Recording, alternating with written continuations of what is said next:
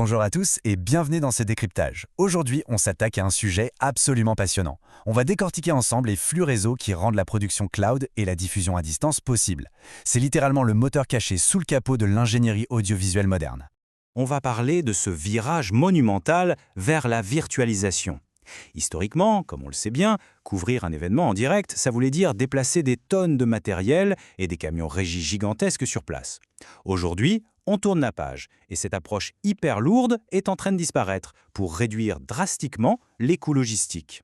Au programme de notre analyse, on commence par la révolution Rémi, on abordera ensuite le mur de l'Internet public, le rôle de sauveur du protocole SRT avec la RQ et l'AES, le face-à-face entre le SRT et le ST2110, pour finir sur la convergence de tout cet écosystème. Allez, c'est parti.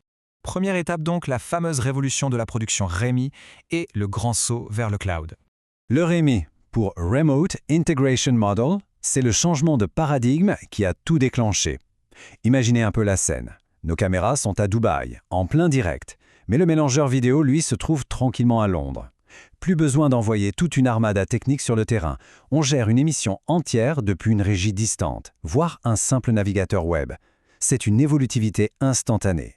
Bon, ça, c'est la théorie. En pratique, cette évolution se heurte au monde réel, le défi de l'Internet public.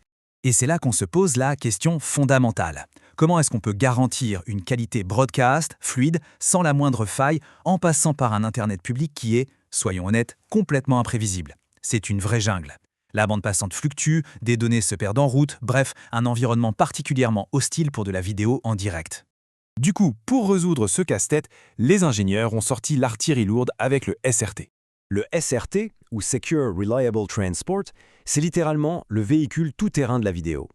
C'est un protocole conçu spécifiquement pour transporter de la vidéo compressée et survivre sur des connexions capricieuses.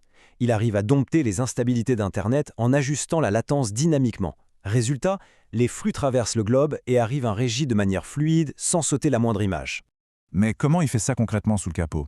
C'est là qu'intervient la mécanique ARQ et le cryptage AES. Le vrai secret du SRT, son coup de génie, c'est son mécanisme de correction d'erreur, l'ARQ, pour Automatic Repeat Request. Pour faire simple, c'est comme quand on discute au téléphone avec quelqu'un dans un endroit super bruyant. Si on ne comprend pas un mot, on ne raccroche pas. On demande juste à la personne de répéter ce mot précis. L'ARQ fait exactement pareil avec les paquets de données manquants sur le réseau. C'est redoutable d'efficacité. Et bien sûr, survivre au chaos d'Internet, c'est bien, mais il faut aussi sécuriser tout ça. C'est le rôle du cryptage AES intégré nativement. Pendant que l'ARQ s'assure que la vidéo arrive à bon port sans erreur, l'AES verrouille le flux de bout en bout pour bloquer toute tentative d'interception sur le web public. On a donc la fiabilité absolue, couplée à une sécurité de fer. Allez, on aborde maintenant le choc des titans, l'affrontement entre le SRT et la norme ST210.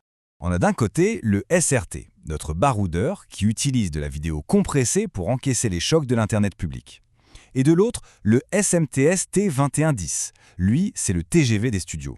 Il transporte des flux non compressés sur des réseaux IP internes ultra contrôlés, avec une latence quasi nulle. En revanche, ce niveau d'exigence demande un réseau parfaitement géré, avec une synchronisation PTP à la nanoseconde près. Ce sont deux mondes radicalement différents. Et ce qui rend le ST2110 tellement révolutionnaire à l'intérieur d'un bâtiment de diffusion, c'est son approche par essence séparée. Fini le bon vieux câble SDI où la vidéo, l'audio et les données étaient emmêlés dans un seul tuyau. Le ST2110 découpe tout. Un flux indépendant pour l'horloge PTP, un pour la vidéo pure, un pour l'audio et un pour les métadonnées. On gagne une flexibilité de routage absolument dingue pour traiter les signaux. Si on synthétise l'écosystème actuel, on voit bien que chaque outil a sa spécialité. Le vieux SDI gère l'infrastructure classique, le ST2110 domine les cœurs de réseau IP des grands studios, le NDI apporte de la souplesse en local et notre fameux SRT est le champion incontesté pour affronter l'Internet public. Ce qui nous amène tout naturellement à notre dernière étape, l'avenir de la convergence entre le cloud et le studio. En fin de compte, l'ingénieur broadcast d'aujourd'hui doit maîtriser ces deux mondes à la perfection. Il faut savoir capter les flux extérieurs via Internet, grâce au SRT et sa correction d'erreur ARQ, puis les intégrer dans des tissus IP internes ultra rapides en ST2110. Au passage, si cette analyse technique vous aide à y voir plus clair, pensez vraiment à liker, à vous abonner et à laisser un petit commentaire, ça aide énormément à faire vivre ce format, et on vous en remercie. Et pour conclure, voici une réflexion ouverte qui donne le vertige. Vu la puissance exponentielle des protocoles comme le SRT et des capacités de traitement dans le cloud, on peut se demander si, à terme, les studios physiques, blindés de serveurs matériels, ne vont pas tout simplement disparaître. L'infrastructure de demain sera-t-elle 100% logicielle et dématérialisée ? C'est une perspective fascinante qui laisse songeur sur l'avenir de notre industrie.